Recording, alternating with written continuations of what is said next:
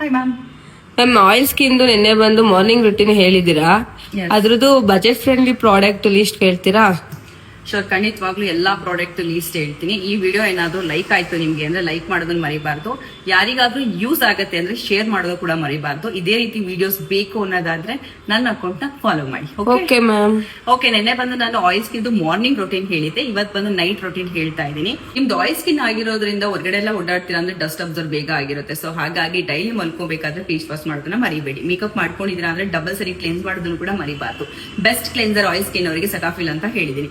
ಇದಾದ್ಮೇಲೆ ನೀವು rose water ಆದ್ರೂ ಯೂಸ್ ಮಾಡಬಹುದು, ಇಲ್ಲಾಂದ್ರೆ ಟೋನರ್ ಆದ್ರೂ ಯೂಸ್ ಮಾಡಬಹುದು. ಟೋನರ್ ಯೂಸ್ ಮಾಡ್ತೀನಿ ಅನ್ನೋದಾದ್ರೆ ಪ್ಲಂಬ್ ಸೆಲ್ಫ್ ಗೆ ತುಂಬಾ ಚೆನ್ನಾಗಿದೆ, ಅದ್ರಲ್ಲಿ ರೈಸ್ ವಾಟರ್ ತುಂಬಾ ಚೆನ್ನಾಗಿ ಸೂಟ್ ಆಗುತ್ತೆ ನಿಮ್ಗೆ.